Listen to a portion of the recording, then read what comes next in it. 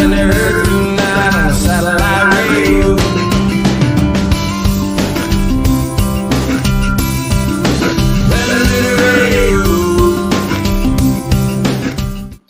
Welcome! Good evening, good afternoon, good morning, whatever the case may be. Good to see everybody. Welcome to the Studio Q live show. We're here. We're back again. It's August. This is like the Sunday of summers, at least in the northern hemisphere, right?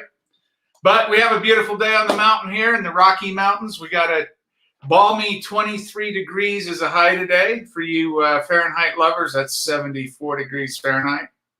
Welcome. Thanks for coming. Good to see everyone. Guten Tag. Stand up for Judas and Will.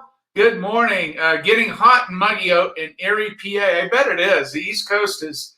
I saw this morning they got some big, nasty hot spell going, kind of like what Jeffrey had a while ago. We have these California wildfire smoke blowing over. Oh, and Dale's got the popcorn for everybody. Thank you, Dale, for bringing that in. Good to see George Walsh from Liverpool, UK, and Christian Johansson from Sweden. Welcome. Maureen, good to see you. I hope you're doing great as well. Yes, I'm COVID-free, I think. I don't know. Here we go again, you know. You go back and see those shows. I told you we weren't over this COVID thing. We're not. And here comes the Delta variant coming hard and fast at us. So, hey, Steve Wilson, good to see you. Everybody. Oh, thanks, Will. Yes, I did a new intro. Did you see that? I got a little Steve Earle helping me out. Satellite radio, baby. We love that. Something break it up, right? Something new. Sounds like it's going to be a lively. It is, George. We're going to get on to it. And hot and muggy in Boston. And Linda from Sweden. I don't think it's hot and muggy in Sweden, but all right. It's finally raining in Vancouver. Good, Jeffrey. Good. Yeah. It rains here about every day in the afternoon. We've had a wonderful, cool, sunny mornings, rain in the afternoon. Everything's green. It's beautiful. So welcome. Let's get on the show here. You guys are going to like this today. We're going to talk about a couple of new things, ways to make negatives that you probably have not seen before. And my new favorite book from Mr. Thomas Sutton, BA, a British gentleman, I believe. Let's share that and let's go to the big view here. And you guys know what we're doing and what day it is. It's August 7th, whenever you're watching this, but today's August 7th, 2021. It's a Saturday. And just like every day, we're gonna do our show. First thing I want to mention, and I'll show you this here, Unpublished Alaska. This is absolutely wonderful. I got my copy, and it's a big, beautiful book. If you haven't got this book, you should consider it. It's Curtis's diaries, entries, and unpublished work from Alaska. It's a big hardcover book. John and Colleen Graybill put it together. I love this portrait from 1927 of him in the front. Let me show you this. I mean, just absolute stunning portraits, right? I mean, just absolute beautiful work. But check this portrait of Edward Sheriff Curtis out himself here. This is great. I encourage you to go over to Curtis Legacy Foundation and get the book. There's a portrait of Curtis you don't see very often. Very nice, but the book is wonderful. It's his journey, one of his last actually, and a lot of wonderful diary entries and all kinds of good stuff. So anyway, get that if you haven't got it. So there's his website, John and Colleen. That must have been a tremendous amount of work. I can't even imagine what they went through to do that. But let's go here. Let's start this share again. Sorry, let me get back over there.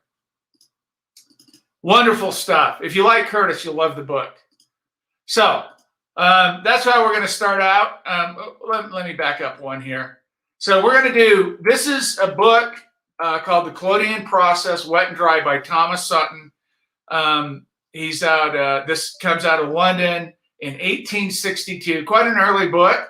And one of the things I wanted to show you here, was, if you look at the cover here, you'll see Thomas Sutton is the editor of Photographic Notes. And if you've never read Photographic Notes, not the next week, but the following week, we're going to start volumes 1 through 3. And Sutton's the editor on that. It's an amazing journal. It's got so much good stuff in it. I can't emphasize enough looking at these old, reading these old manuals and looking at these old boys and how they worked.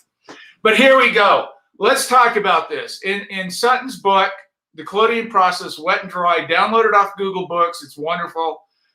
You're going to see 2 methods of making negatives, and we're going to talk about the first one this week and then the second one next week, because they're quite involved.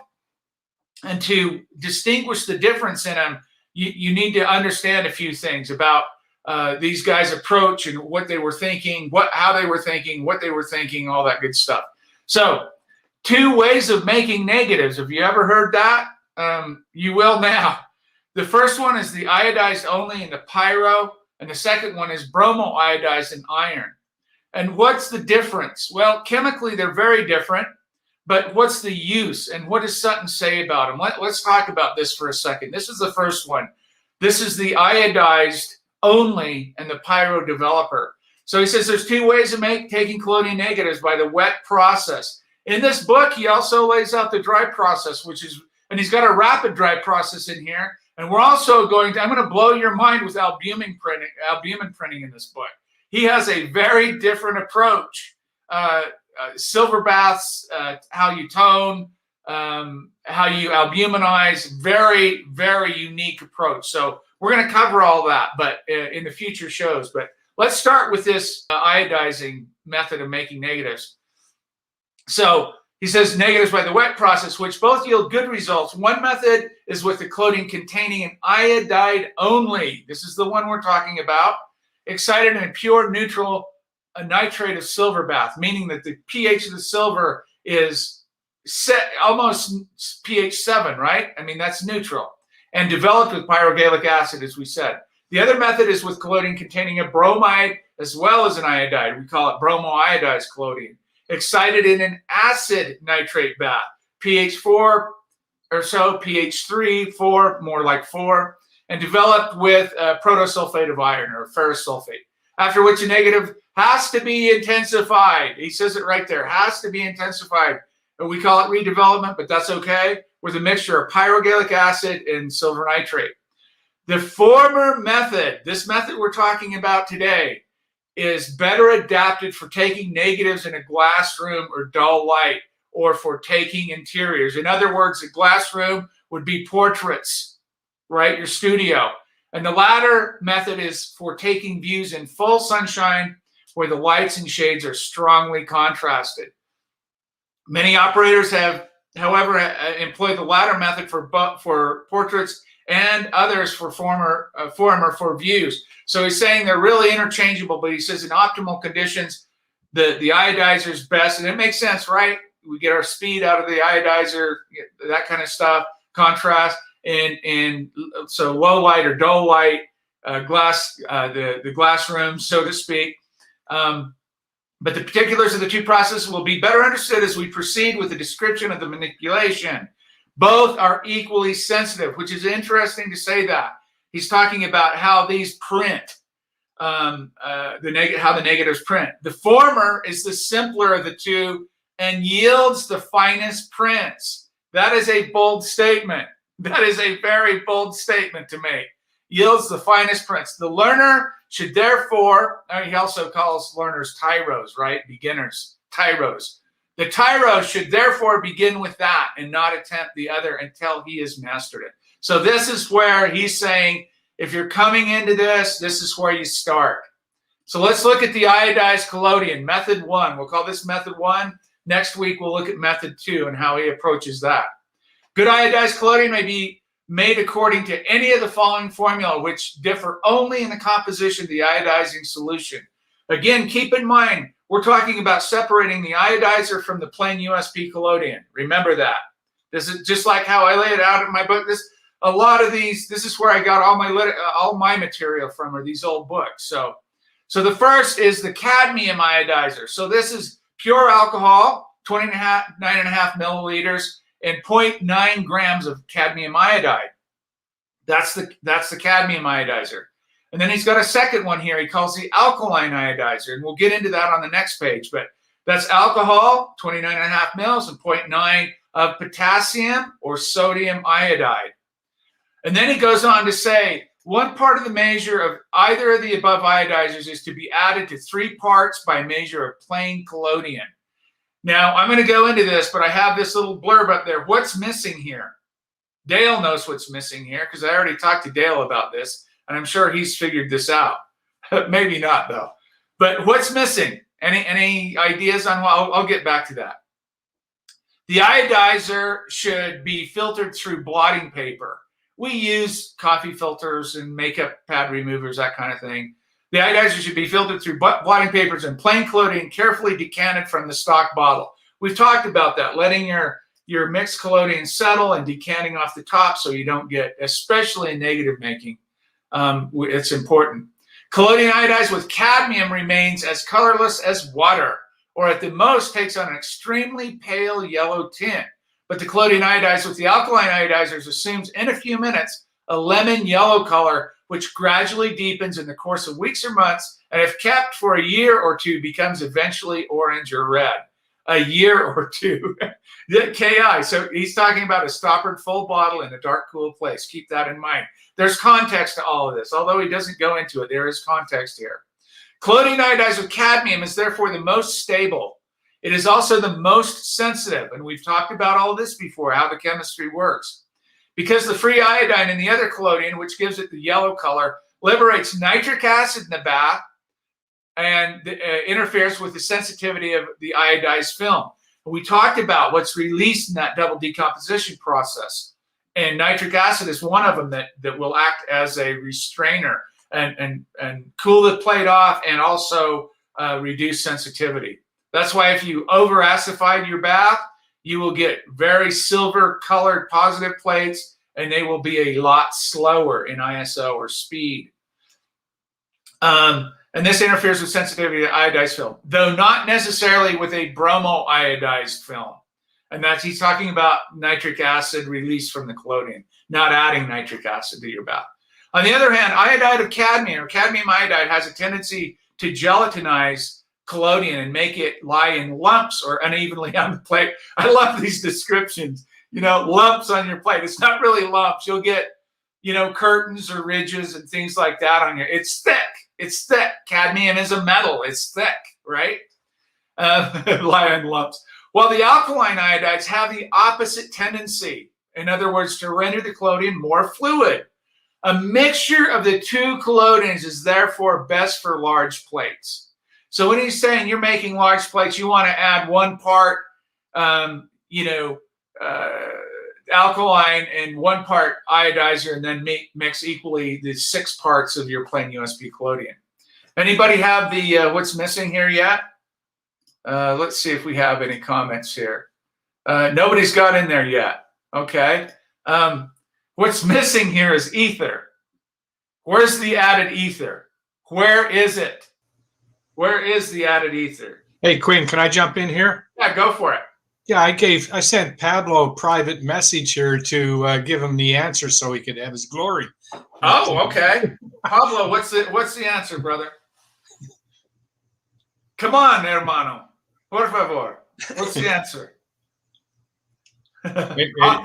Anyway, I'm not going to. Oh, sorry. What do you mean, Dale? What are you talking about? I sent. Pablo, Dale says you've got the answer to what's missing here, and it's the ether. That's the answer, is the ether.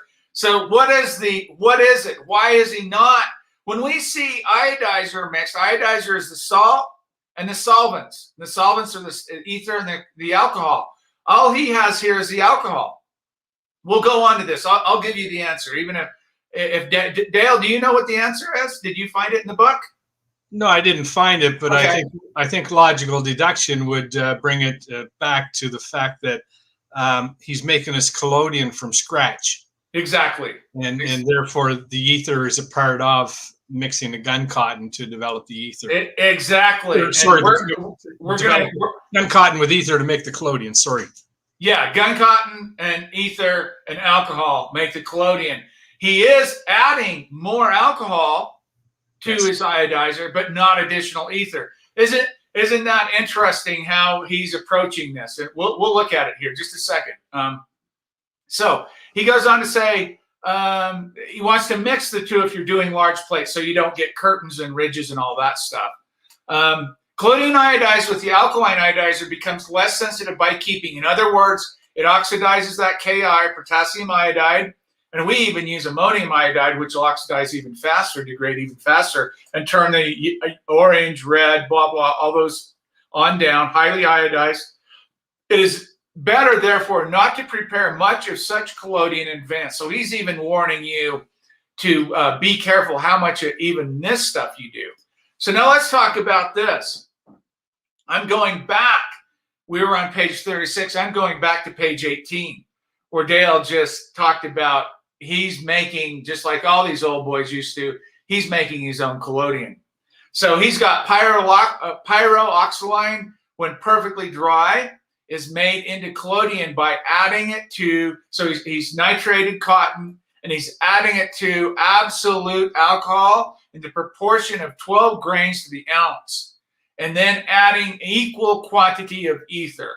So he's using a 3.25% nitrocellulose collodion with equal ether. We use a 4% minimum and all the way up to 70% ether. So let's figure this out. You've got to read the book to understand where his head is right here. But let's read on. Over on page 19, he says, the ether and alcohol need not be used in equal proportions. You may mix 4 parts of absolute alcohol with 1 of ether, or 4 parts of ether with 1 of alcohol. So he said your solvents, you can mix and match these up. Let's go on here, and you'll see why he prefers this. 1 alcohol, and still make good collodions, though of different properties. The alcoholic collodion, which is interesting to say that, gives a more even and uniform film than the ether kind, or ethereal kind, ether kind, but more tender. Remember this recipe people have out there where they don't add the additional ether and they add the alcohol substitute and it's all alcohol? This is an alcoholic collodion. Gives more even and uniform film than the ethereal kind or ether kind, but more tender and less adhesive to the glass. We've talked many times about what's the performance of ether. It's about how it reacts and adheres to the glass or to the substrate and also a couple of other things as well. But in this case, the adhesion to the glass, so that it requires more nitrocellulose or pyroxaline to correct this fault. It is much pleasanter to use in hot climates because the film does not set so quickly and it gives beautiful, delicate negatives. The ether kind is stronger and more adhesive, but much more liable to irregularities and inequalities in the film, particularly to the markings called curtains. So this is the difference. So again, we always talk in context. If you're going to do anything, you need to look at this material in context. You can't pick and choose from all these different books and come up with your Frankenstein collodion, your Frankenstein developer, and your Frankenstein silverbath. You need that synchronization. They all talk about this, and it's purposely done this way. Quinn, can I just add to something you said earlier? When we start talking about, or he's talking about 4 parts to 1 part and vice versa and so on and so forth. We as you mentioned, you have to put that in context, because what he's actually suggesting is amplified in contemporary terms when we look at the SDS of the way collodion is made. It actually, collodion content is basically 70% ether and 30%, give or take 5% on both sides of alcohol. So what he's doing, or let me phrase that backwards. What we're doing today is almost precisely what he was saying in, I think it was 1965 1865 this book was published, or 1862. 1862, yes. So what we're doing today is exactly what he was doing back then. Yeah, so you're right, Dale. Today we have a total of, say, in our plain USP collodions of 4 to 8% nitrocellulose, 20 to 25% alcohol, and 70 to 75% ether. We have a very high volume of ether. And he's saying just right there on page 19, the ethereal or the ether kind is stronger and more adhesive.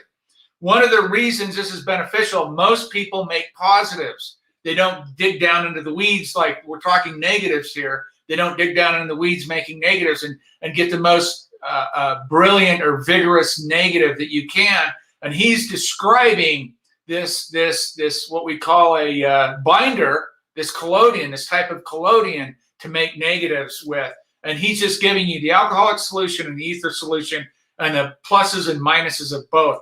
We're subject, unless we want to add more nitrocellulose to our collodion, we are subject to the latter of these two formulas, which is, and we're even more extreme than that. Yes, Steve, great question. Would any of these collodions be considered more porous than the other? Yes, the alcoholic kind. The alcoholic kind would be more porous. And because, you know, the function of ether is mostly for adhesion, but you can get into some other you know, variants. There are other purposes, but in this context, he's talking about adhesion, and the alcoholic collodion is more tender.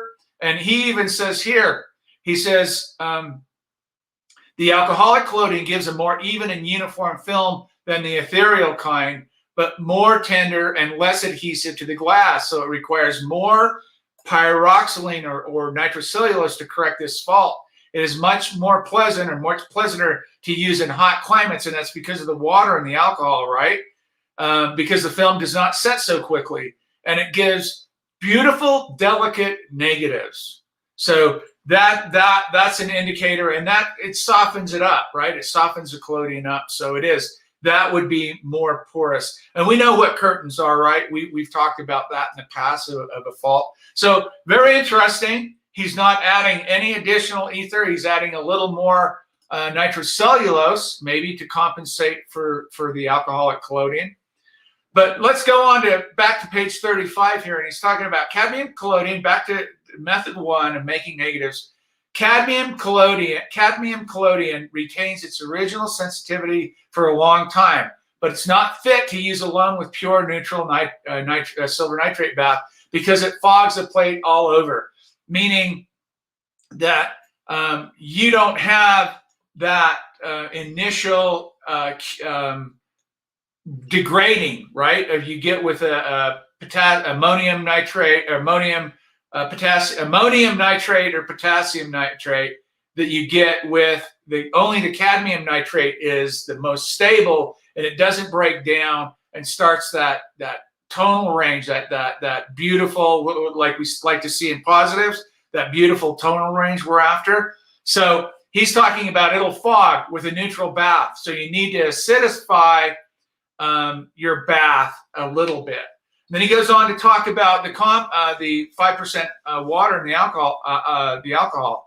Iodized collodion is therefore made by adding to plain collodion made with the absolute spirits in an iodizer. Absolute spirits mean he's not even using what we use today, the 5% water in the alcohol, 95% grain alcohol, containing a weaker alcohol. The compound therefore contains a small quantity of water. The exact quantity of water in the iodized collodion is very important, because if there's not enough in the developer, the developer will not flow freely upon the film. And is there too much? If there's too much in the film, will crack and exhibits when dry a myriad of minute scratches, black part in the black shadow areas, like those produced with a needle. He's talking about little tiny what we call spider cracks today, right? So very interesting. Kind of a semi-plasticizer type of affair here. Collodion, whether iodized or not, should always be kept in a cool, dark place and not be left exposed to the light, because the light has the effect of liberating iodine from the alcoholic solutions of the iodides, and heat and light together have an injurious effect upon ether and render it acid or ozonized, or it breaks it down, it degrades it. So heat and light, you want a cool, dark place to store your collodion. So let's talk about what he talks about, the various operations. Grind the edge of the plate, clean it, polish it, iodize it with collodion, immerse it in the silver bath, expose it to the camera, develop it with a solution of pyrogallic acid, fix it by means of a strong solution of thiosulfate, and varnish it with a spirit varnish. We'll talk about what these are here. So he gives a quick overview of that. Clean the glass plate. They're all big on using nitric acid to, and you got to, again, look at the context of the glass they were using. But he, right off the bat, he says, they advertise of various kinds. He talks about Chance of Birmingham, who are the largest manufacturers. They advertise various kinds, but the best is patent plate because it's perfectly flat and not liable to be broken by pressure in the printing frame. In other words, that old 19th century glass was wavy like this. You can look at old barns and things like that, and they'll have the wavy glass in it. That's what they were trying. And you put it in a contact frame or a printing frame and collapse it down onto paper, it has a tendency to crack. So he's talking about, we don't worry about that today, but he's talking about what they had to deal with back in the day. Look at this. The edges of the plate should be ground in order that the collodion film may bite to the glass at the edge and not allow water to get under it and detach it from the glass. So I always talk about why do you deburr, de-sharpen the edges? Not to cut your fingers up, number one, right? Because that can be like a razor. But moreover, or even more importantly, is to bite, put an edge on that. A little, if you were to microscope that edge after you've sanded it or deburred it, it'll have a little rough edge on it. And the collodion grips onto it, and it won't allow the water to get under. And if you don't do that right, or if you don't clean right, you'll get what we call fish gills in your wash or your fix or wherever it may come from or come out.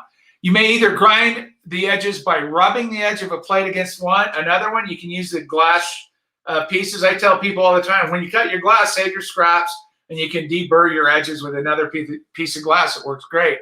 I happen to use sandpaper now. I use 100 grit sandpaper. I find it just gives the best edge.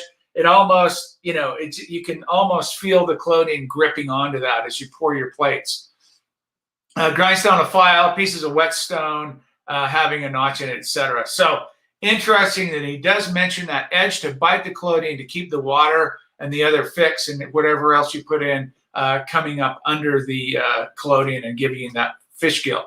Number two, to collodionize and excite the plate. When you polish the plate, lay it face down, downwards upon a clean sheet of glazed paper and fasten a pneumatic plate holder to the back. I mentioned this in my book. You can use the suction cups, especially for big glass plates. You can put a suction cup on the back of it and pour it. You don't have to hold it. In the wintertime, people get those hot spots on their fingers. If they're slow, you get that kind of extra developed areas that just heats up the collodion, the silver, everything, or the plate, the glass, heats up your collodion, changes sensitivity there, and you get those finger marks. Or even sometimes I see them with their whole hand right here on the palm of their hand is laying on it. You see a big black piece. So using a suction cup, that's what he's talking about, was very, very popular back in the day. Plate holder by hold it horizontally, faceward up in the left hand. What if you're right-handed though, right? He's really biased, right? So you can, whatever hand you like, even if you're not right-handed or left-handed, whatever. And coat it with the iodized collodion. To do this, first clean the neck of the bottle from the dry particles of collodion. People always forget this. You need to make sure I always like to take a little paper towel and some alcohol and ether and clean that off. And just make sure it's really clean. Because you'll have those little pieces of dried collodion come. And if you're doing ports, it's land right on the people's face somewhere, probably in their eye. Just Murphy's Law, so to speak. So particles of collodion, and then pour about as much collodion upon the middle of the plate as will form a circular patch about equal in area to 1/2 the plate, or rather more. What I say, if you're doing a half plate, I say pour it right out to the edges. And then you have plenty of collodion. The last thing you don't want on that plate, the last thing you want on that is not enough collodion, because you'll end up with islands. You won't have enough to cover the plate, and you'll end up with, and you can't pour collodion back on. That's a one-shot deal. And negatives are going to show everything. So this is really important to have your solvents right, to have your collodion right, to have your technique of pouring the plate for negatives right. Then let the collodion flow rather slowly to the left corner nearest you. So you say go boom, boom. I say A, B, C, D for drain. That's what I say. If you have my book, you know my technique. It's not important here. He goes on, then hold the bottle under the last corner which the collodion flowed and let the excess of the collodion run into it. And while it's dripping, rest the corner of the plate upon the mouth of the bottle and holding the plate vertically, rock it backwards and forwards several times. This is to get rid of the ridges. This is so when the collodion's draining down, you don't form those ridges on it. So you want to rock it back and forth several times at a right angle in order to prevent formation of the lines in the film. We call them ridges, lines, whatever you want to call them. It's semantics here. When there's an excess of alcohol in the plain collodion, the plate should be coated with more slowly than when there's an excess of ether. So keep this in mind. If you're using this alcoholic formula rather than this more predominant ether type formula, you want to go slower, right? So let me read that again. When there is an excess of alcohol in the plain collodion, if you're using this formula that you're not adding additional ether, the plate should be coated more slowly than when there is an excess of ether. So we get away with pouring it on, doing this, and throwing it in the silver bath real fast because we have so much ether in our collodion today, right? Makes sense.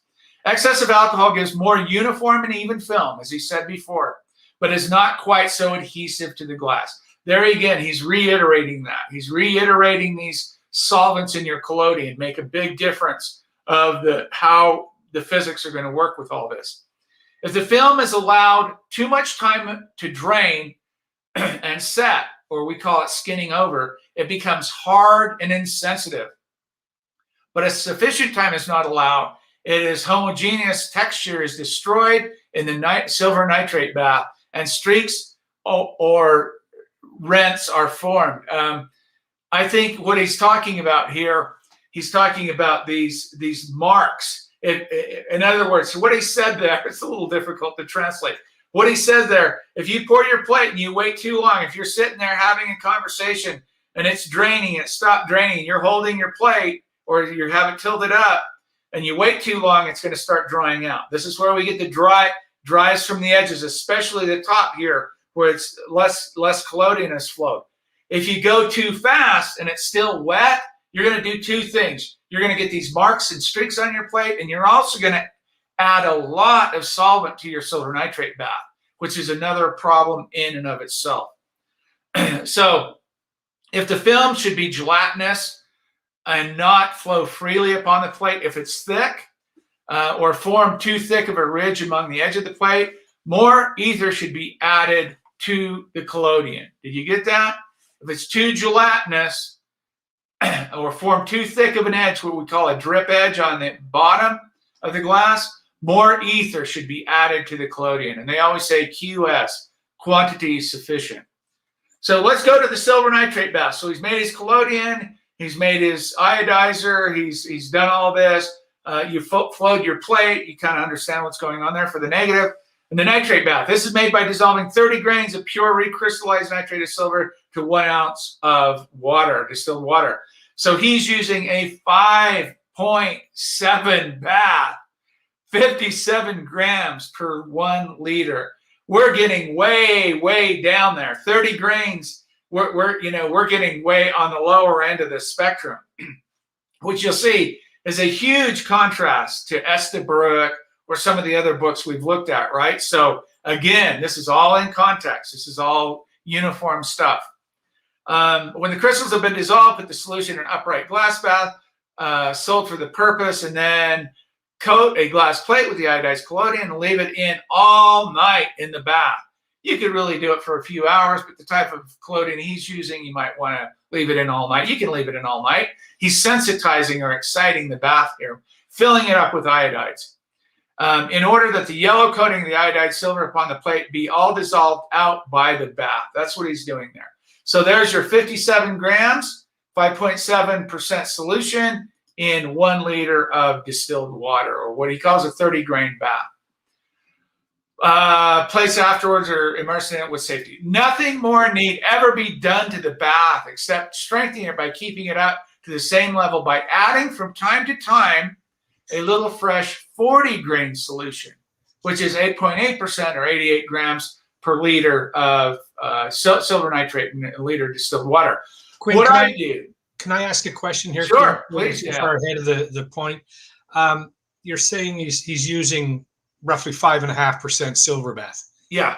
Just for the sake of understanding why it's so low, did you take that back to the salts in his collodion? Yes, and exactly. measure that? Did you it's measure all that? synchronized. Yes, exactly. Yeah, okay. Right. So there's also a lower salt content in his collodion. The type of salt, the amount of salt, it's all harmonized together. Exactly right. Yes. Okay.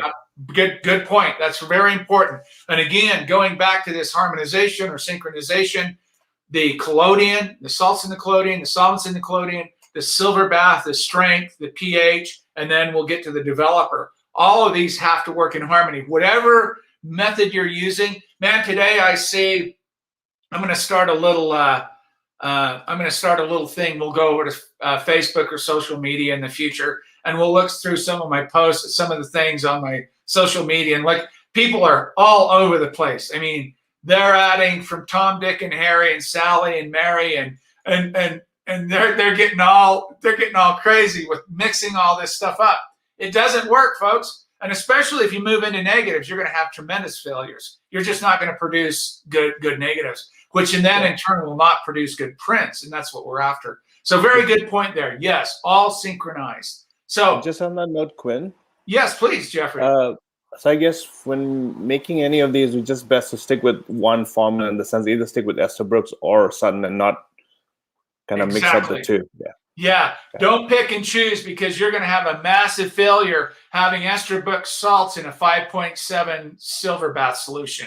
Or you're going to have a major failure using pyrogallic acid and glacial acetic acid in a developer using, silver sunbeams, positive form. Yeah, exactly right.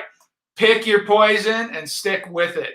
And if you believe Sutton, and this is an early book, this is 1862. I've said many times on this show, I like the little later books, 1880s, 1890s, even into the 1900s sometimes. But it just depends on context here. I like a lot of Hardwich's. They're in the 50s, some of them, late 50s. So you just have to kind of pick and choose of where you want to go, but stick with something consistent. Don't mix and match. That's really, really important. So that's a good question there. So you'll read in my book, well, he has an 8.8 or 40 grain bath on hand to top off his solution. You'll read in my book where I just add a few pinches of silver nitrate, float my hydrometer, add the distilled water, or float my hydrometer and bring it back up to 8.8, whatever solution I'm using. But this is a good method, because mixing it up and having a 40 grain bath on hand to top off your 5.7% or 57 grain, 30 grain bath, you won't pull the iodides out like you will with my method of adding distilled water and getting the cloudy blue stuff and then adding your silver and clearing that up. But regardless, either way you want to do it. But he says have a 40 grain bath and top it off. But I love this. It will require to be filtered when particulates of collodion, skin, or dirt get into it. So they work a lot outdoors. They have, you have collodion flake off your plates in your bath, filter it out with a coffee filter. That's what we use, an unbleached coffee filter. But he says, but it must never be doctored either by the addition of acid or alkali. He's really, and again, this is negative making, so it's a little bit, you don't have as much latitude. So when the bath, by long use, becomes super saturated with silver iodide, ether, and alcohol, it is better to throw down the silver in the form of chloride by adding common salt to it. And then send it, I need to know who this Mr. Bailey is, who will exchange it for its value of fresh nitrate. I need to know who this guy is, because I would love to do that. Throw some table salt into my super saturated, super over iodized and solvent-based bath, and pull the silver out. And Mr. Bailey will exchange it for fresh silver nitrate. I find that's great. By recrystallized silver nitrate, neutral to test the paper, or has even a slight alkaline reaction. That's what I talk about as well. At pH 5, you can even go to a pH 6. He's talking damn near neutral here, pH 7 for these negatives. Negatives want to take on more silver. And if you understand parts of hydrogen or power hydrogen in the bath, you'll understand you're going to lay down between the iodides in your bath, the bromides or iodides, in this case, just iodides in your bath, and the pH of your bath, you're going to lay down more silver on the plate, right? And that's what we're kind of after. We're not going for a thin negative, a positive. We're going for a vigorous, robust, really good negative here. So he says go neutral, or pH, I say pH 5 to 6. Acid nitrate, silver nitrate is only fit for printing purposes. Do you get that? So he's saying don't use it making negatives. Don't use your positive bath, it's pH 3 or 4, for making negatives. You'll get a negative, but it's not going to be vigorous or robust. It's not going to be the best it can. And I've reiterated many times on this show, we're not talking about, hey, it works, look. Yeah, but can it work better? Can you print better? Can you, et cetera, et cetera. That's what we're talking about here. By using pure ether in the collodion and pure silver in the bath, you will invariably get rich, creamy negatives with red density and green solarized light and brown middle tints when looked at superficially. Interesting comment there, right? I bet you very few have actually seen that. Very few. The appearance is an infallible test of pure chemicals, right? Such negatives have absolutely clean glass in the highest lights and are entirely free from fog and veil. So what he's talking about, in your void areas, you're pure clean glass, and in your highlights, you're as dense as you're dense. When the chemicals are in this state, they are always ought to be. Any intelligent person may, after an hour's practice, take splendid negatives. So he's talking about this method, clean chemistry, good technique. Even, any intelligent person can produce outstanding negatives in very little time. Again, this is method 1. This is only iodide in the bath, only iodides in the bath. If you're going to make big plates, you want to add a little Ki, that alkaline, in it. Let's go over to the next page here. Those who neglect this advice and persevere in the use of bad chemicals are incorrigible muddlers who must be left to their own devices, which they will find very costly in the long run. Dale and I were talking about this the other day. This guy is just, and you read his book, he just calls people out. He won't beat around the bush. He just said, you guys are stupid. You're going to try to save a buck or a penny back in the day. You're going to have all kinds of problems, and you're incorrigible muddlers. And it's going to be very costly in the long run. That's very true. When people start trying to cut corners, in this particular context, bad chemistry or cheaper chemistry, you're going to pay for it in the long run. We have a saying, an idiom. We say, you step over a dollar to pick up a dime. That's what he's talking about here. So is this new verbiage in your lexicon, Quinn? Is this what we're incorrigible muddlers? I love it. I do too. I do. The guy's he's just saying, what a lot of us know, that you don't save a dollar to ruin the whole operation, right? I mean, that's just ridiculous. I mean, and most people that are involved in this process, most, not all, are going to step up and do it right. They're going to take a workshop. They're going to rely on good people, knowledgeable people. They're not going to just go out and buy inferior chemistry, look at poor techniques, all that stuff, buy poor literature. They're not going to do that. So it's good though. It's important to remember that the introduction of bad collodion and pure silver bath ruins it. You can't retrieve it. You will kill. There's very few ways to kill your silver bath. Most of the time it's recoverable.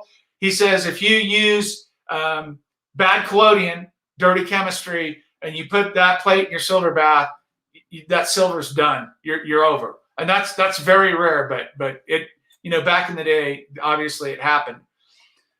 The fine condition of the chemicals which give the most exalted sensitivity and blooming creamy negatives is lost the moment you begin to tamper with them and introduce foreign substances into the collodion or bath.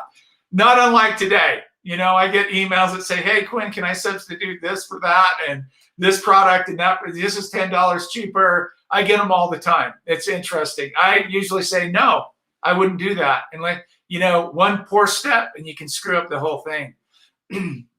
Jeffrey says, with this formula, iodides only, I guess you would have to do the silver bath maintenance more often to avoid pinholes. You know, that's a good question. You probably would. You probably saturate it quicker. Yeah, you probably would.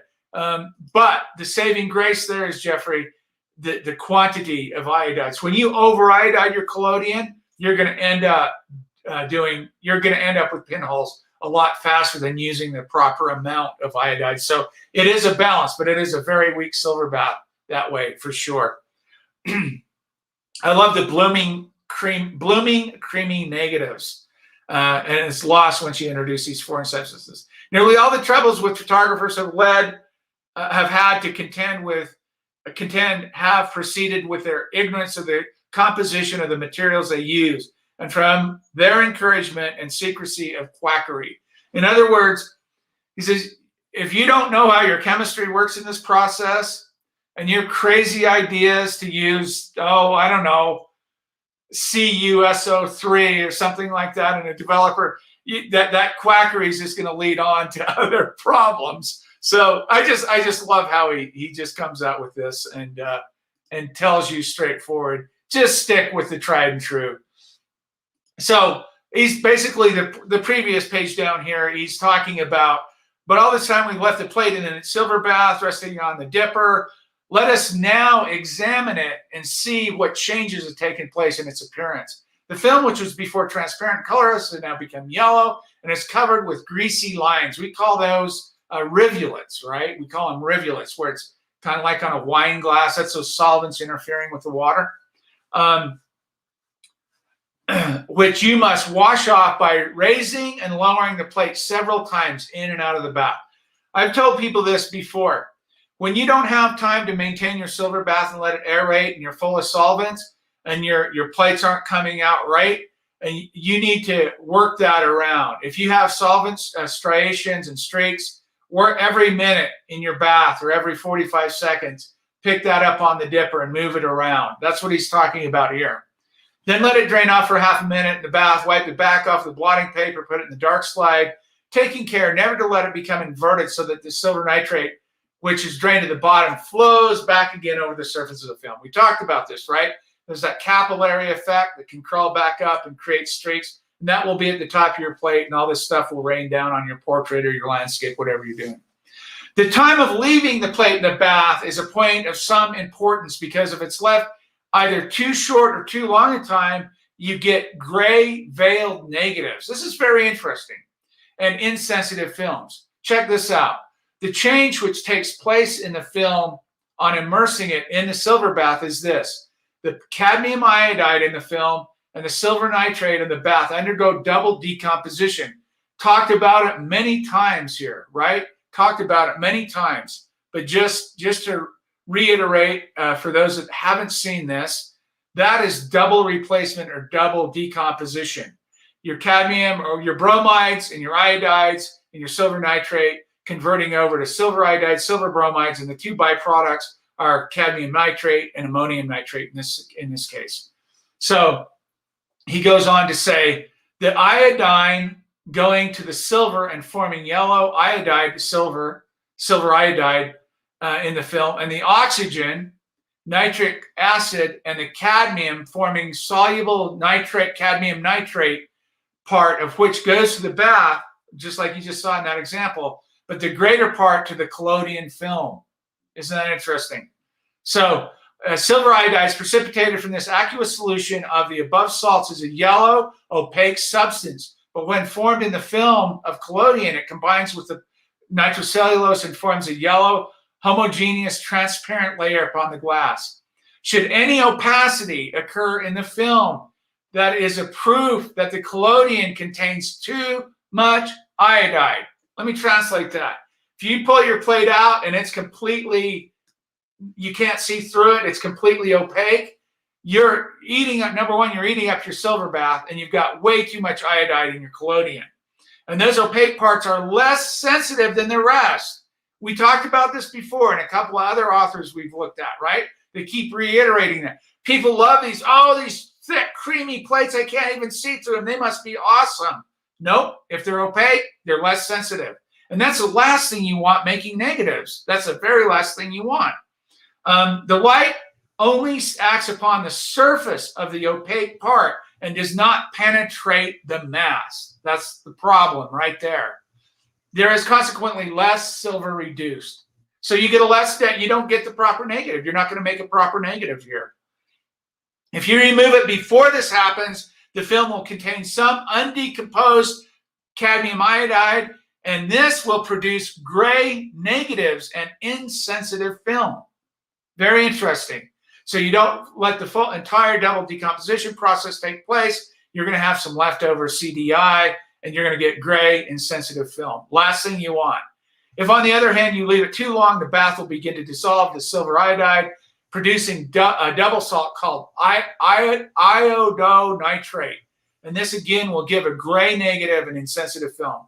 The latter evil occurs most frequently in hot weather, and of the two evils, it is which least frequently occurs.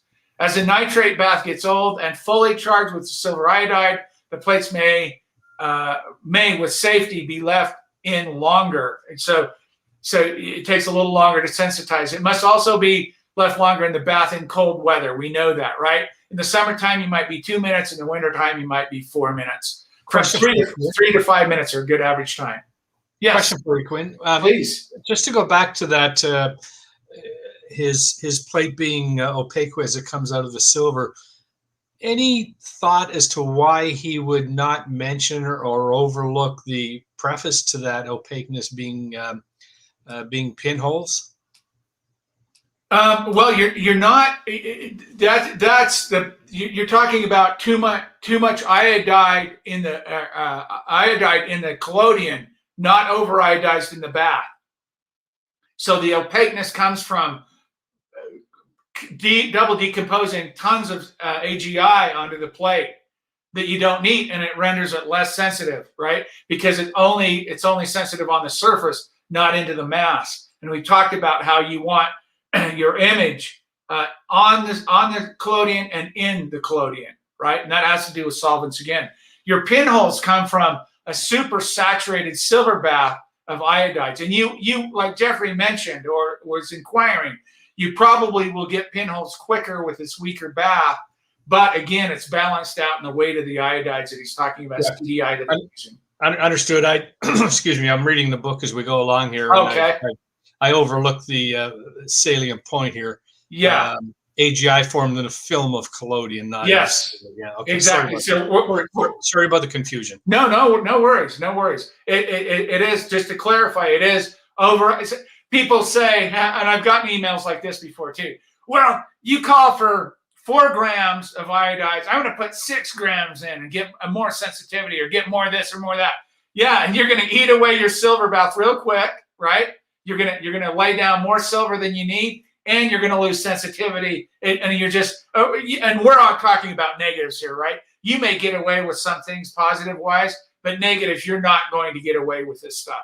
The negatives are a whole different ball game. So it's really important to pay attention to this. So there's the double decomposition process happening here.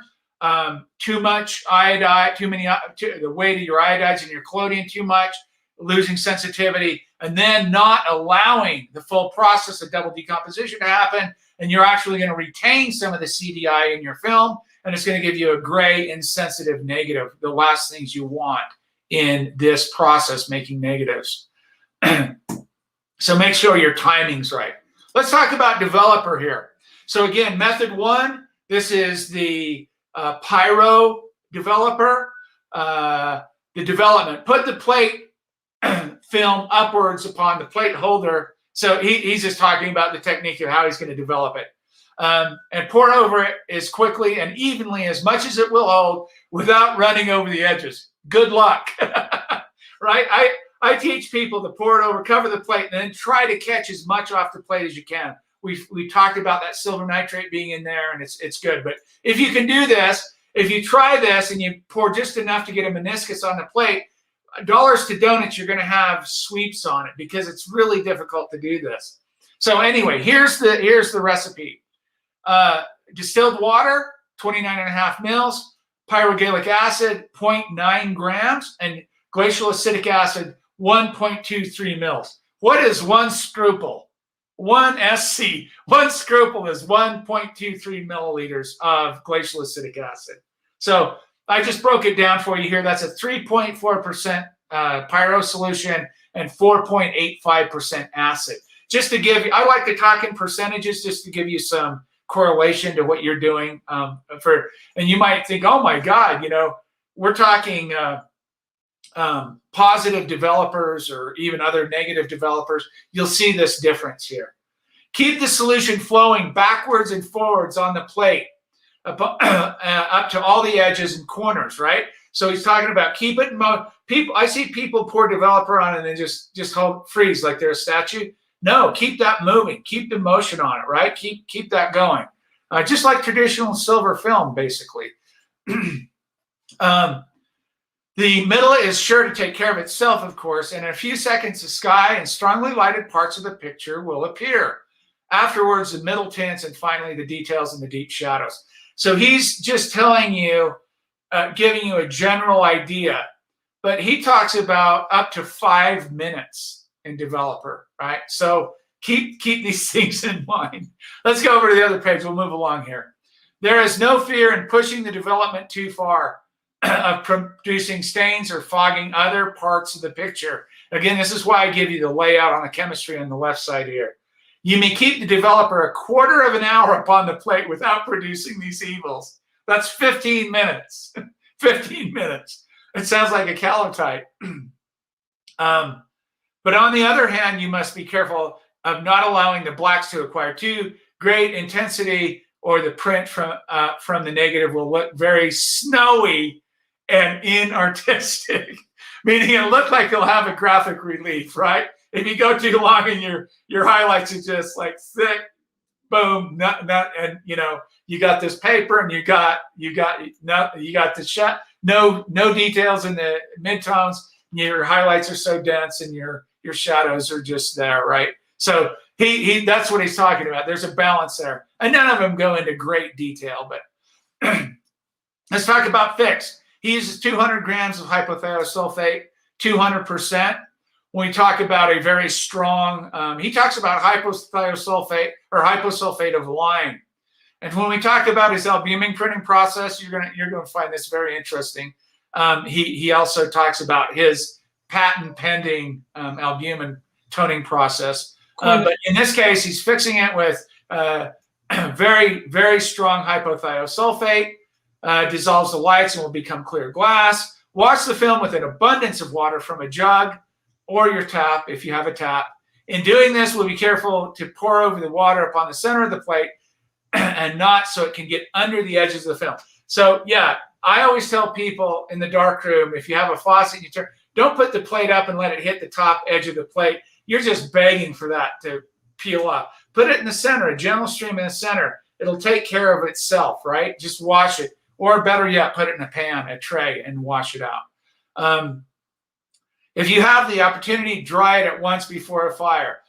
I talk about this in my book. I don't like rack drying as much as I like heat drying, for the simple fact, rack drying, it dries from the edges, stays wet in the center, and you have a tendency to crack and peel up on the edges if you're not solid enough. So I like to heat dry. That's my preference, and it's his as well too.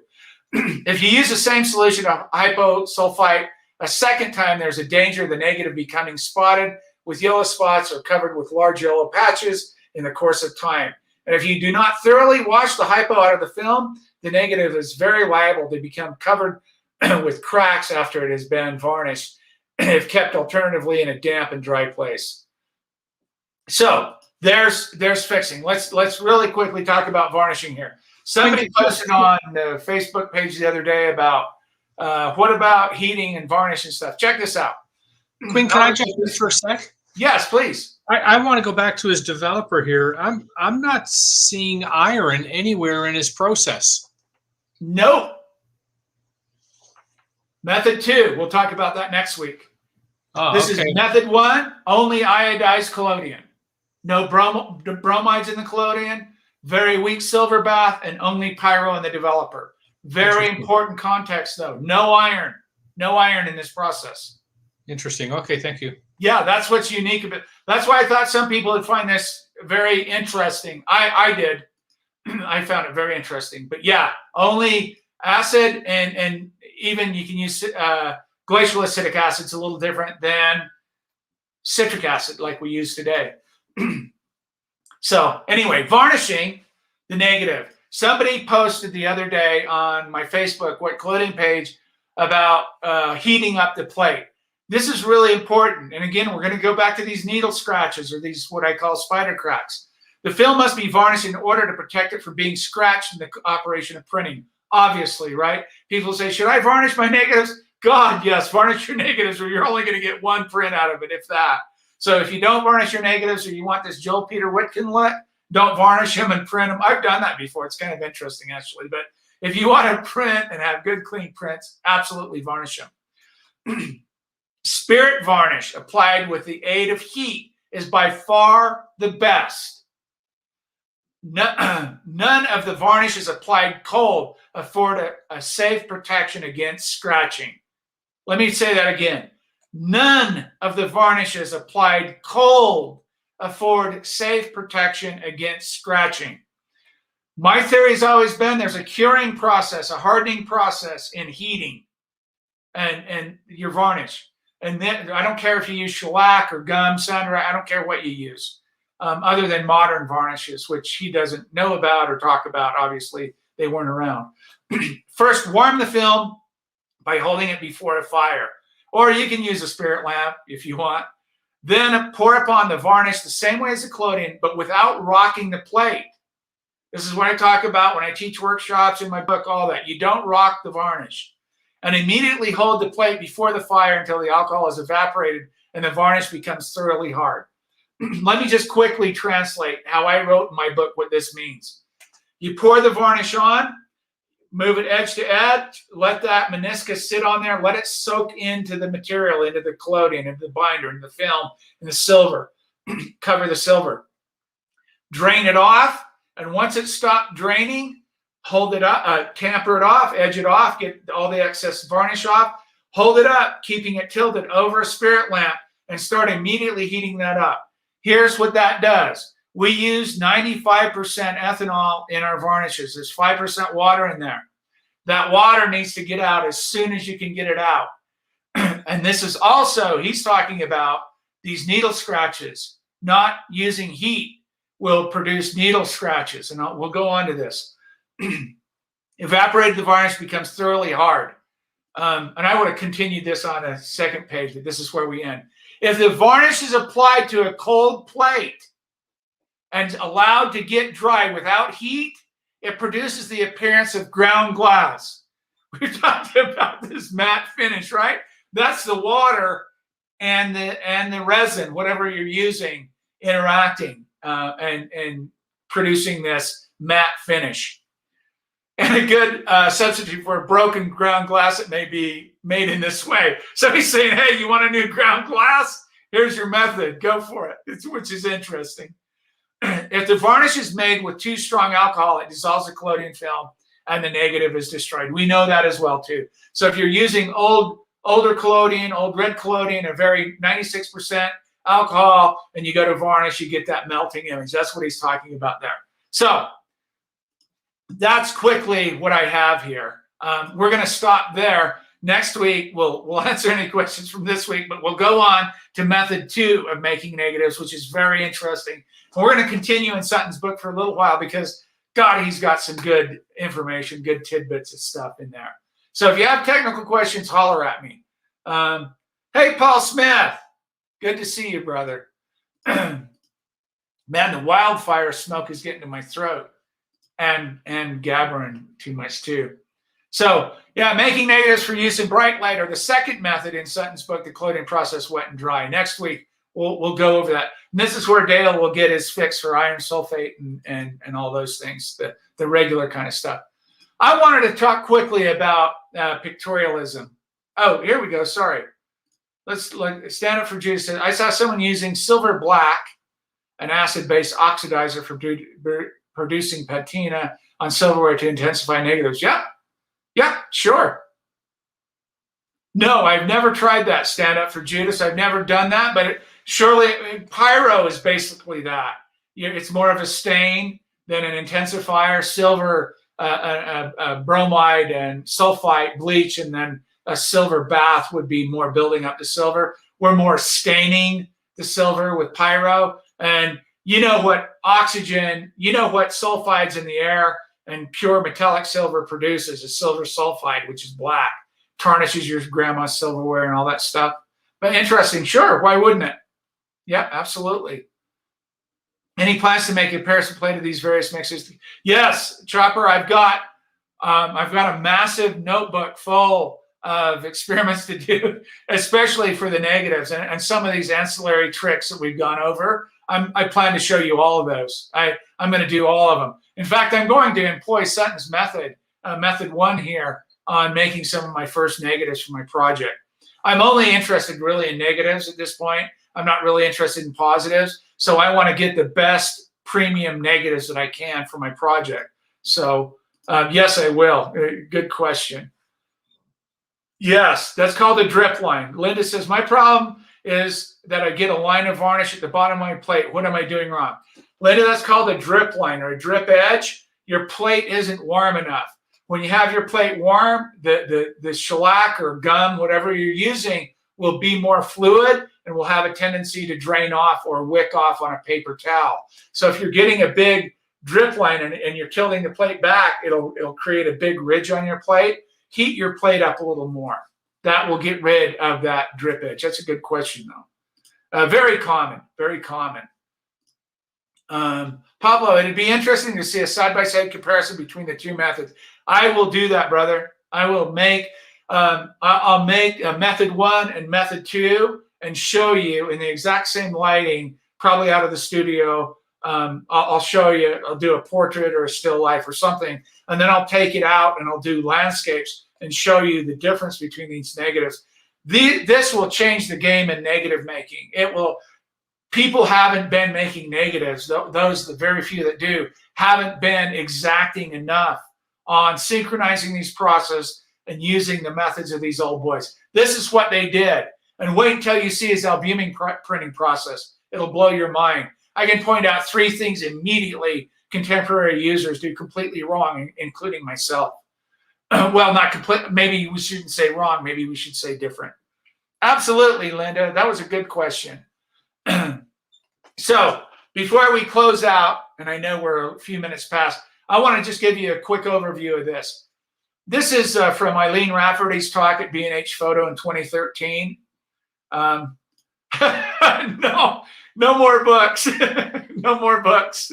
My books are over. My books are completed. Maybe I'll make an amendment, or you can watch the YouTube shows or something. But my book days, I think, are over for as far as I know. But maybe I'll do a little negative supplement or something. But that's an interesting comment, Chopper. So this is from Rafferty's talk at B&H Photo 2013. She goes, it's a great video. I'll give you the link to it. The timelines and the movements in photography. I wanted to talk to you about pictorialism this week.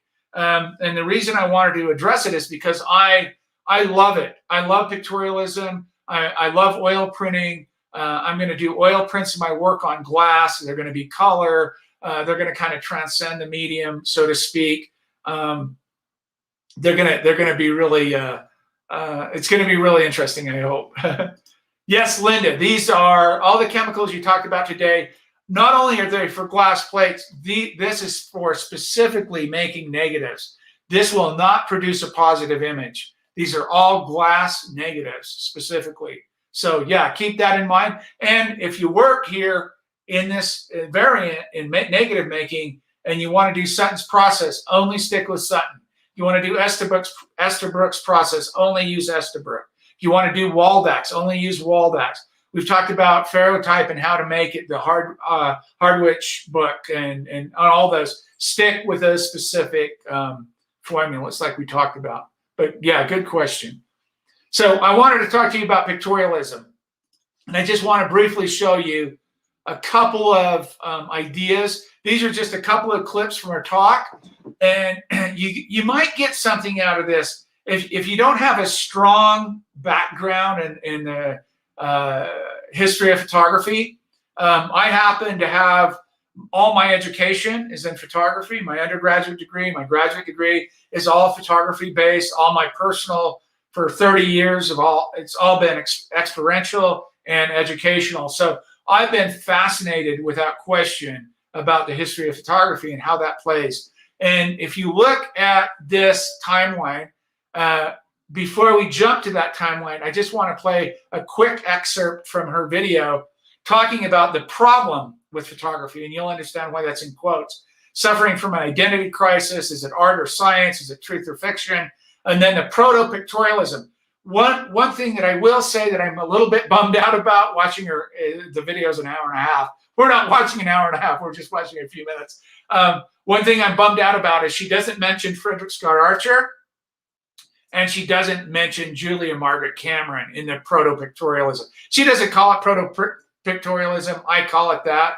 Before pictorialism, the people that were actually making the pictorialism style. So let's watch this real quick. So we have to talk a little bit about the beginnings of photography, really. So photography was invented and discovered in 1839. And the reason I'm showing you, these are the three big heavy hitters. These are the three guys who you're going to hear their names associated with the beginnings of photography. We often hear Daguerre because of the daguerreotype, okay? But William Henry Fox Talbot and Joseph Niepce were two other photographers / scientists who had a big hand in creating the medium. Now, why is this important to this lecture? Because photography had an identity crisis from the very beginning. Okay, there were two big questions that emerged from the beginning that still can be with us today. The first one is it art or is it science? Okay, it's both, really. Still is today. And the other question was, is it truth or is it fiction? Okay, still, we could talk about those today.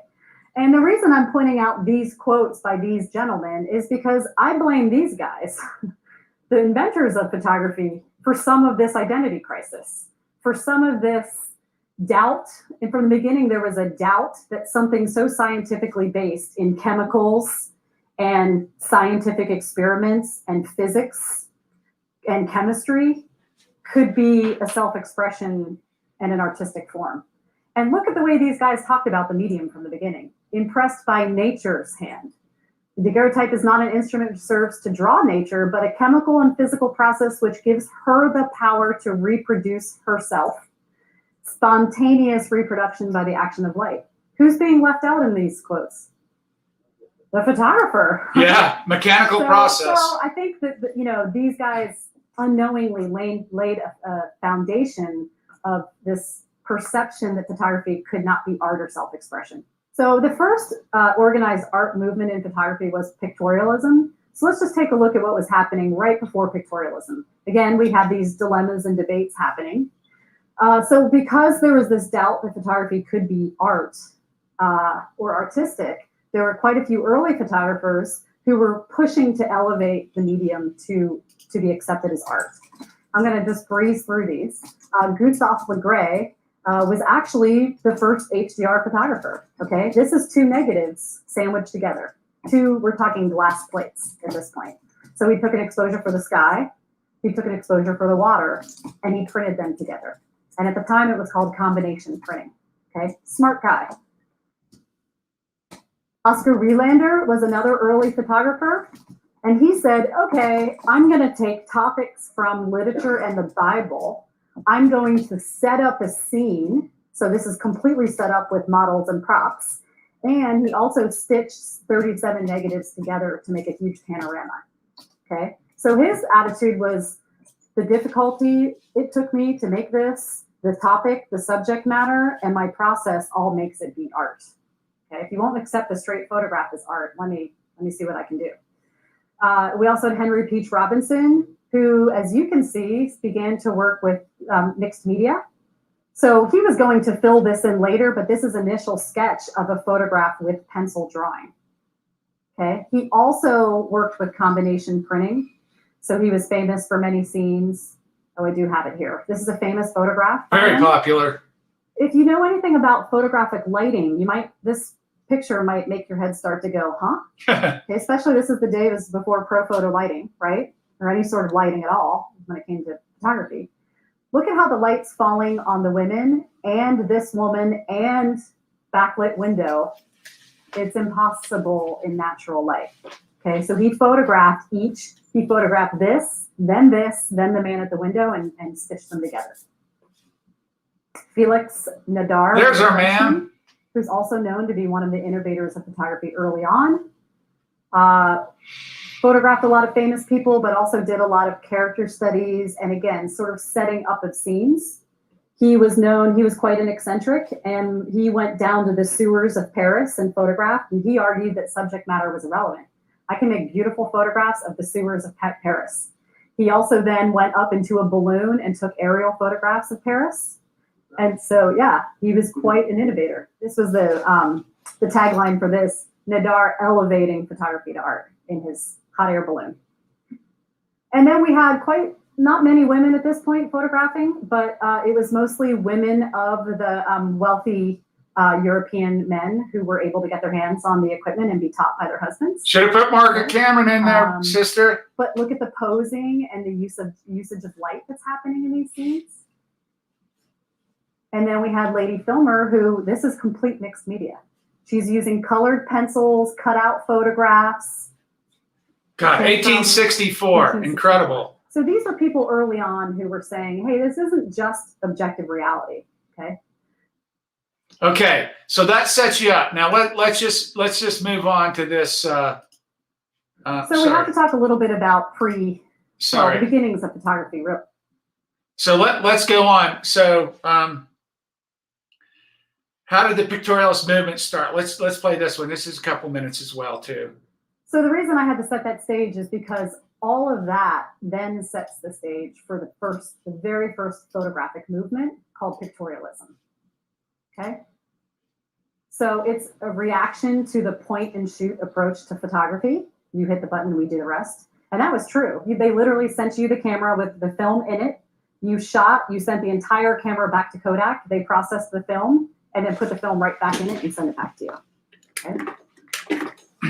They figured the harder this process is and the more my hands are in it, the more it's going to separate itself from point and shoot photography. So they relied on labor-intensive processes that showed the human hand. It emphasized the photographer as a craftsman, and they heavily worked their negatives. They also printed on textured papers. It was very painterly. And they scratched negatives, they retouched negatives, okay, glass plates perhaps. So at this point, you know, in a much longer lecture, I would go into a biography of each of these people. Okay, we don't have time for that, but I at least want to give you their names and visually show you what the movement looked like. Gertrude Casimir was one of the few women in the pictorialist movement. I will give you some facts that I have as we look at the pictures. That's beautiful there. She was an American, photographed a lot of Native Americans. She began studying photography at Pratt when she was 37 years old.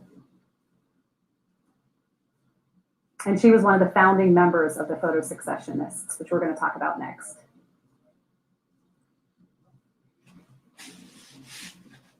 So Casimir, not dated. Could be just from the process, or it could be purposely scratching and pulling away the emulsion from the negative. And this is a portrait of Casimir. Heinrich Kuhn. His work is really lovely. Many different subject matter, but take a look at the style. He's Austrian.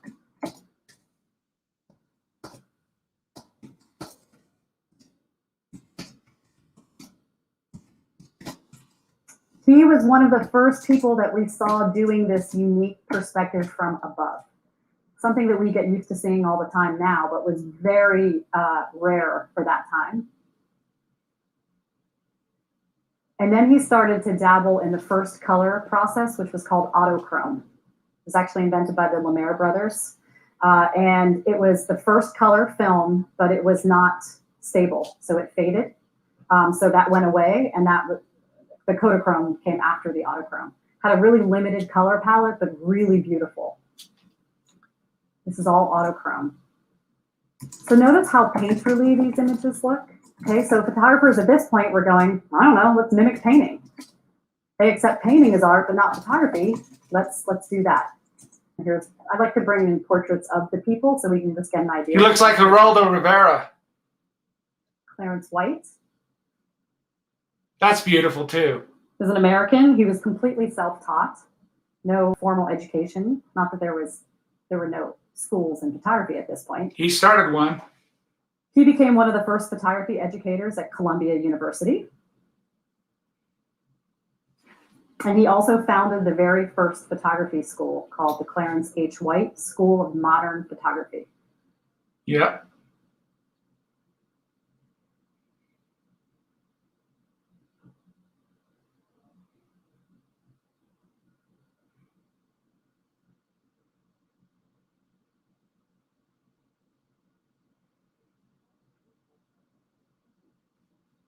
So I'm going to show you the last two pictorialists.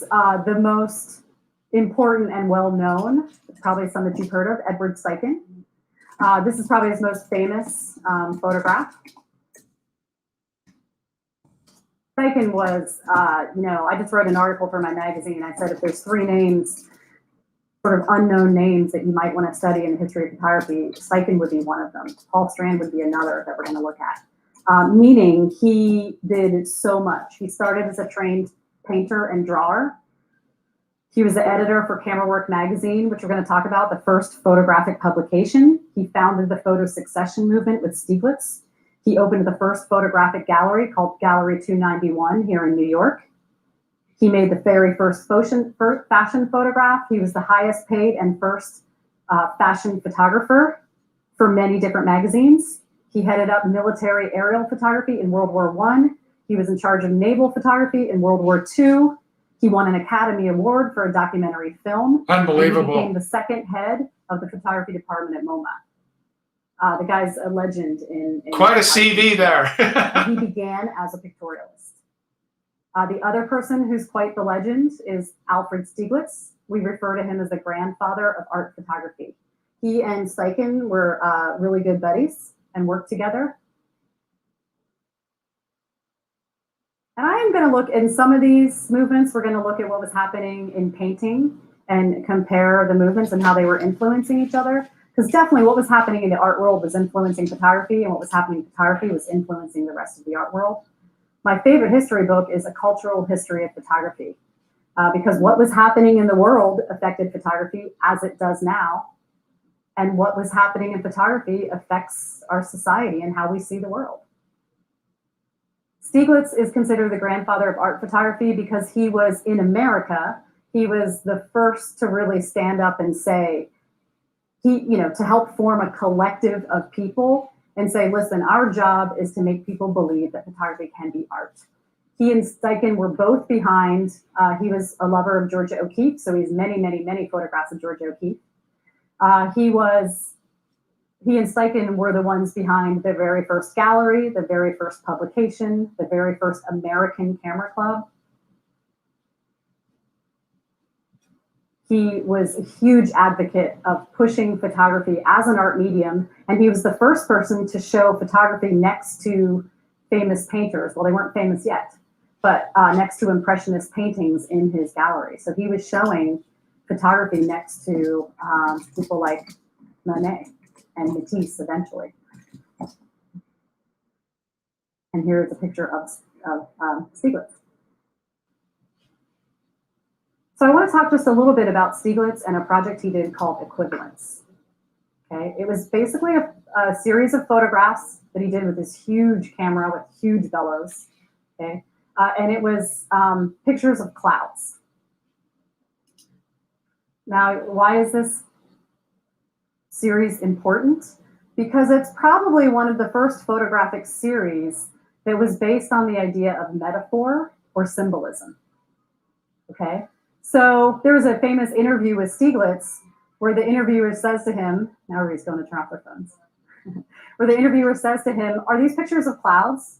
And he says, I don't see why that matters. And the interviewer says, okay, but are these clouds? And he says, it's irrelevant what they are. He says, what do they mean to you? What do they make you feel? What do they represent to you? Okay, so to him, the image was a metaphor for another idea, experience, or feeling, which is why he called it equivalence. Every photograph, he said, has an equivalent idea or emotion attached to it. That could be the idea or emotion that you had as the photographer. It can be the idea, emotion that the viewer brings to it. Okay, so there you go. I won't. So the reason I had to set that stage is because all of that then sets the stage. Sorry. So pictorialism, just briefly, she talked about all of it: beauty, subject matter, tonality, composition. Born in the late 1860s, the first decade into the 20th century. It approached the camera as a tool, like a paintbrush or a chisel, used to make an artistic statement. Thus, photographs could be aesthetic value and be linked to the world of art expression. That's the idea behind pictorialism. And as I go on through this work that I'm going to do, you'll see I'm going to take a very, very radical turn in my work, I think. We'll see how it works out. But some of the processes used: Wet Collodion Negatives, obvious, and various pot processes. Rollins oil printing, which I love. Carbon printing, including the Frisson process. I don't know if we can get all of this, but brome oil, gum bichromate, and mediobrome. Those are some of the processes used. So recommended reading is the after the photo succession, American Pictorial Photography. Great book. Stieglitz again is in here. Cunningham, Weston, White, all of them are in here. And it is a good overview, 1910 to 1915, to see these movements after the secession, what went on. I'm not going to play this. I'll put the links up. I don't know how long this is, but this is my favorite pictorialist. He was a Belgian photographer. I'll put the links up. You like Masson, Steve? Good. Yeah, he's absolutely my favorite. He did some really interesting work. He did oil, he did carbon, he did the Frisson process, brome oil, and then finally using mediobrome. I'll put the links up to his video. Beautiful, beautiful use of pictorialism. More on the lines of again, conveying this idea of art rather than a mechanical process. And we as photographers have always struggled. I started calling myself an artist who uses photography a while ago, because photography, and especially nowadays, implies anyone. It's just a machine. You press it. This other machine does the rest of it for you, and off you go. So we've kind of disengaged in a lot of ways. And this is what these early guys were concerned with as well. And I think anyone working in historic processes have or has a concern about that as well too, even if you're not consciously aware of it. But yeah, I'll just briefly go through some of these. Just a beautiful way to work, beautiful way to see, backlit, different types of weather.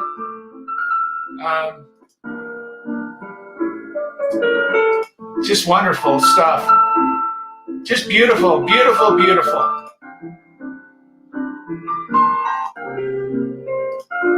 You remember our Canadian friend David on here with the brome oils?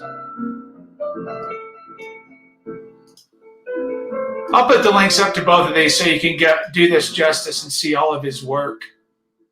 But yeah, that is, I've gone on too long today. Oh, the Frisson, this is very short. If you don't know what the Frisson process is, Tim Fry, if you're interested in color carbon printing, here you go.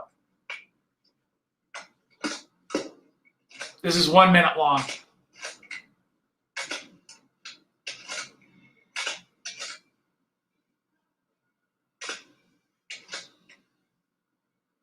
Fresson m'a permis de comprendre que la couleur avait besoin de... Fresson, I learned that the color needs the tactile qualities offered by his printing process, which are difficult or even impossible to find on other bases. One has a cold, almost synthetic relationship with industrial color printing processes. But with Fresson, color develops a texture which satisfies me entirely. A sensuality on the paper itself. Sur son papier qui sensibilise. Very painterly. It's a color carbon printing. I guess you can go learn it from their family if you can. That's it, ladies and gentlemen. If you stuck with me, thank you. I know it was a long one, but I'll put the links up to both of these. Yes, very, very fascinating. I hope to do this work and talk more about, yeah, Dale, F64 rule, exactly. I hope to do this work in more of a, take a poetic license, as we say, and do justice. Yeah, absolutely. My pleasure, guys. I'm happy to do it. In fact, I'll post the links right now before I get out of here, because at the end of the day, I will not be able to get those links back. Let me do this. Let me post these links up here. There's the Fresson YouTube, watch on YouTube. So here's the song. Put it here on YouTube, and I'll put it in the private chat as well too. Well, it's good to see you, Pablo. Obviously, man, we're all about it here. Let me put that. If you want to watch, Rafferty's talks, I'll give you the link here too. That's an hour and a half long. I think it's well worth it, especially if you don't have a good understanding or a good photography background. She's worth listening to. Again, we can be critical all day long. She didn't have Cameron in there. She didn't have Archer in there. But, you do what you can do, and the overall is very good. So, ladies and gentlemen, thank you for joining me. I know you got a busy day ahead, a busy evening. Enjoy. Thank you. Stay safe. Stay healthy. We'll continue on to the second method of making negatives next week with Mr. Sutton. Have a great day. Bye-bye.